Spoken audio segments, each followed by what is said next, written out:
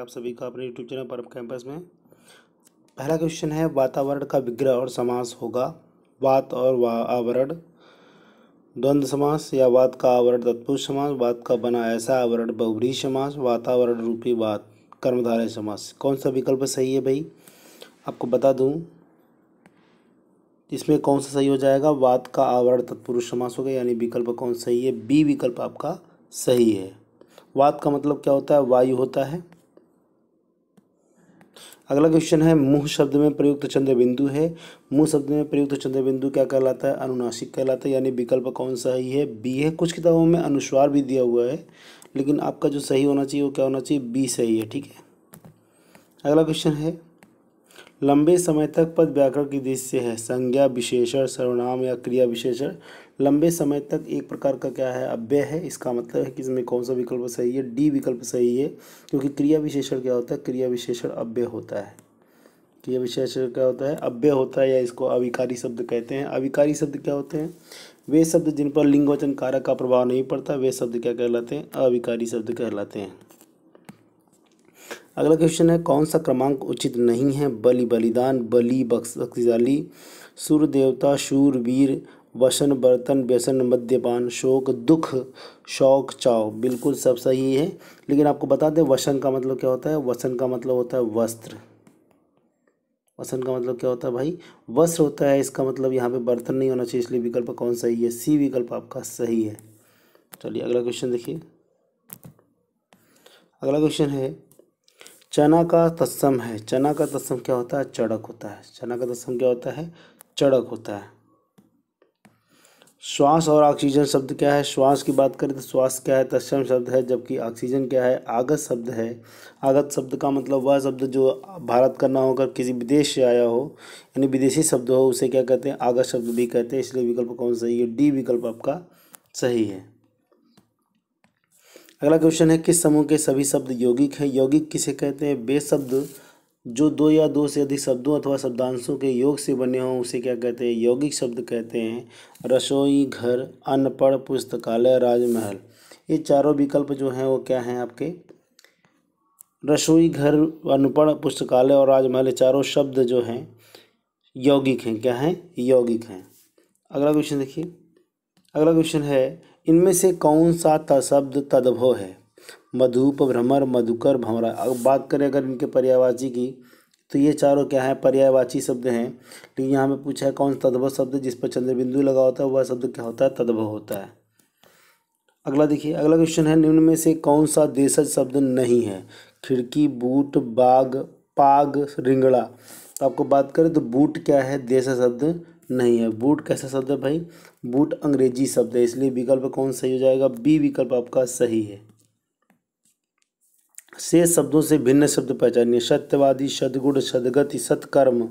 आपको बता दें सद्गति, सद्गुण और सत्कर्म तीनों एक ही उपसर्ग से बने शब्द, जबकि सत्यवादी बिल्कुल अलग शब्द है, इसलिए विकल्प कौन सही है?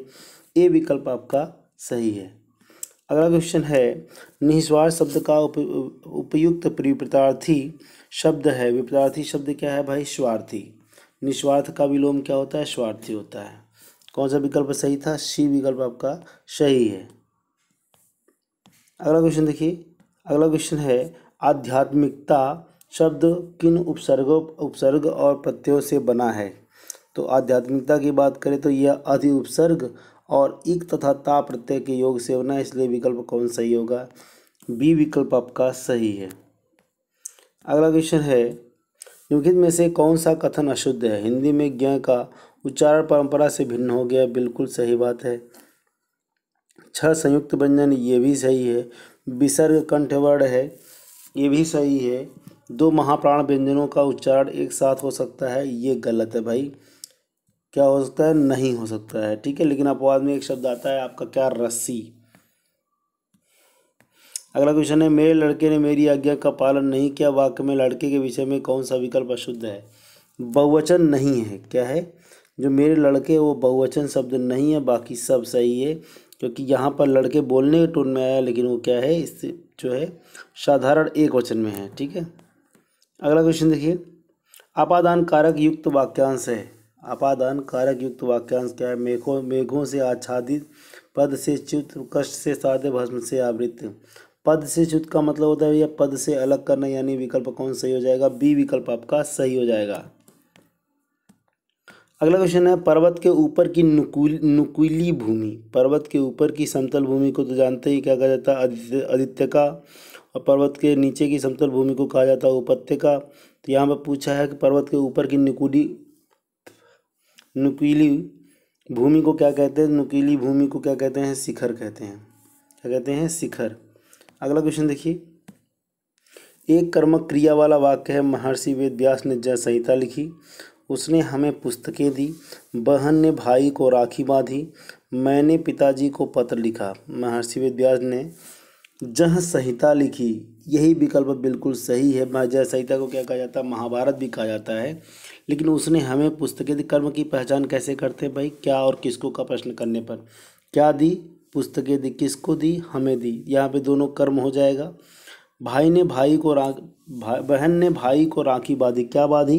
राखी बांधी। किसको बांधी? भाई को बांधी। मैंने पिताजी को पत्र लिखा। किसको लिखा? पिताजी को लिखा। क्या लिखा? पत्र लिखा।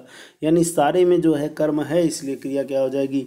सकर्मक होगी। लेकिन यहाँ पे एक कर्मक पूछा है, यानी कि क्रिया सारी द्विकर्मक है। लेकिन महर्षि वेद व्यास जय संहिता की क्या लिखी? जय संहिता।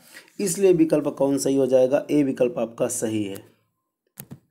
अगला क्वेश्चन है, गुण स्वर संधि का उदाहरण चुनिए। यमुनोर्मी, दध्योदन, मनोदशा, शिरोरेखा। शिरोरेखा की बात करें, शिरोरेखा का संधिच्छेद होगा शिरा प्लस रेखा।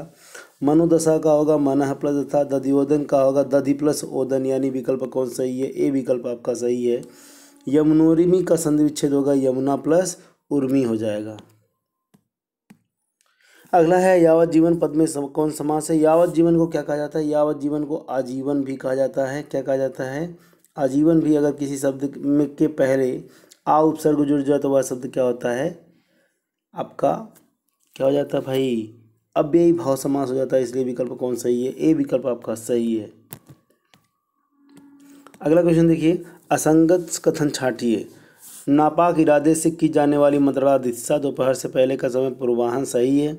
जिसे देखकर रोंगटे खड़े हो जाए लोमहर्षक, ये भी सही है। बालुका का युक्त तटभूमि सिकता कहलाता, ये भी सही है। नापाक इरादे से की जाने वाली मंत्रणा को दिशा नहीं कहते हैं। क्या कहते हैं भाई? दूरभिसंधि कहते हैं। क्या कहते हैं? दूरभिसंधि कहते हैं। ठीक है, इसलिए यहाँ पे विकल्प कौन सा गलत हो जाएगा? अगलत, ये गलत हो जाएगा। अगला क्वेश्चन देखिए, अशुद्ध संधि वाला विकल्प चुनिए। मद प्लस उन्मद, मदोन्मत बिल्कुल सही है, बिल्कुल सही है। विद्वत प्लस मुख, विद्वन्मुख, ये बिल्कुल सही है। तत् प्लस उपरांत, यहाँ पे ऊ है तो यहाँ पे ओ होना ही नहीं चाहिए, यानी तदुपरांत गलत है। वहाँ पे क्या होना चाहिए? ऊ होना चाहिए। सट प्लस आयतन, षडायतन, ये भी सही है। यानी विकल्प कौन सही है भाई? विकल्प सी अशुद्ध है, इसलिए विकल्प सी सही माना जाएगा। अगला क्वेश्चन है, किस विकल्प में तत्पुरुष समास नहीं है? वाक चातुर्य, तीर्थाटन, अरण्यरोदन, मीनकेतु। मीनकेतु का मतलब होता है दोस्त कामदेव होता है। क्या होता है भाई? कामदेव होता है। यानी विकल्प कौन सही है? डी विकल्प आपका सही है। इसमें तत्पुरुष समास नहीं है। कौन सा समास है? कौन सा समास है भाई? कौन सा समास है? बहुव्रीहि समास है। अगला क्वेश्चन देखिए, तत्सम तद्भव की जिससे असंगत विकल्प चुनिए। वार्ताक बैगन बिल्कुल सही है। लोमाशा लोमड़ी, ये भी सही है। मस्तक का माता, ये भी सही है। संठिका नहीं होता, सुष्टि होता है। क्या होता है भाई? सुष्टि होता है। और जाना आप ही कर है, सुष्टि का मतलब क्या होता है भाई? सोंठ होता है। क्या होता है? सोंठ होता है। यहाँ पे संठिका लिखा है, इसलिए विकल्प कौन सही है? असंगत विकल्प आपका डी सही है, इसलिए विकल्प डी सही हो जाएगा। अगला, निम्न में से किस विकल्प में गरुड़ का पर्याय नहीं है? निम्न में से किस विकल्प में गरुड़ का पर्याय नहीं है भाई? गरुड़ का पर्याय हेरम नहीं है। हेरम जो किसका पर्याय है? हेरम गणेश का पर्याय है। हेरम किसका पर्याय है? गणेश जी का पर्याय है। ठीक है, इसलिए विकल्प कौन सही है? सी विकल्प आपका सही है। अगला क्वेश्चन है, सो अशुद्ध वाक्य चुनिए। अशुद्ध वाक्य आपसे मिलकर मुझे आनंद का आभास हुआ। आभास शब्द गलत है, इसलिए विकल्प कौन सही हो जाएगा? ए विकल्प आपका सही है। किस वाक्य में इच्छाद्वृत्ति का प्रयोग? इच्छाद्वृत्ति का मतलब क्रिया के प्रकट होने का जो रूप हो, कैसा हो, इच्छा वाला हो, यानी इच्छा का भाव प्रकट करे उसे क्या कहते हैं, इच्छावृत्ति कहते हैं। ईश्वर तुम्हारा भला करे, यहाँ पे इच्छा की बात कही गई, इसलिए विकल्प कौन सही है, ए विकल्प आपका सही है। अगला क्वेश्चन है, निम्न में से भाववाचक चुनिए। गर्मियों में रोज नहाया जाता है, बिल्कुल सही बात है भाई। नानी द्वारा कहानी सुनाई गई, ये भी सही है। कुत्ता सारी रात भौंकता है, ये भी सही है। किसानों द्वारा फसल काट ली गई, ये भी सही है। तो आपको मैं बता दूं, यहाँ पे बताना है भाववाचक क्या काट ली गई है, फसल काट ली गई, इसका मतलब इसमें कौन सा वाच्य है, कर्मवाच्य है। कुत्ता सारी रात भौंकता है, ये क्या है, कर्तृवाच्य है।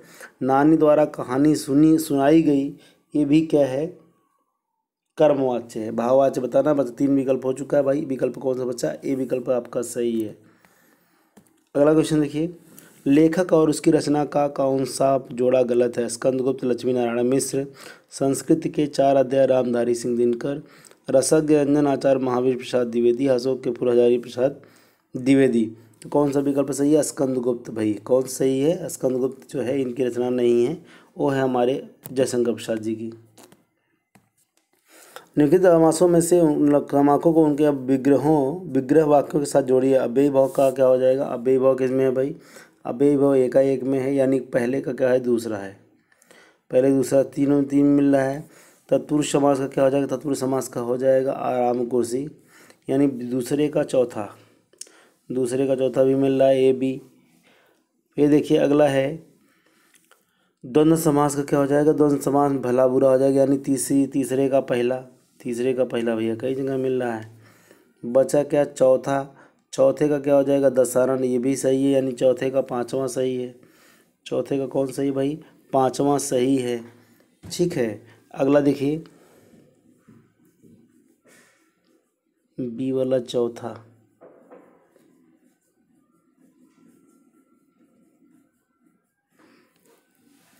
बी का कौन सही है भाई, बी का चौथा सही है, बी का चौथा मिल रहा है यहाँ नीचे। और सी का पहला सही है, ये भी सही है। डी का जो है 5वां सही है, डी का 5वां, ये भी सही है। और सी का क्या है, ई का क्या है, तीसरा है, यानी ये वाला। कौन सा विकल्प सही हो जाएगा भाई, डी विकल्प आपका सही है। कौन सा विकल्प सही है, डी विकल्प आपका सही है, ठीक है। अगला क्वेश्चन देखिए, निम्न में से संकर शब्द किस विकल्प में नहीं है।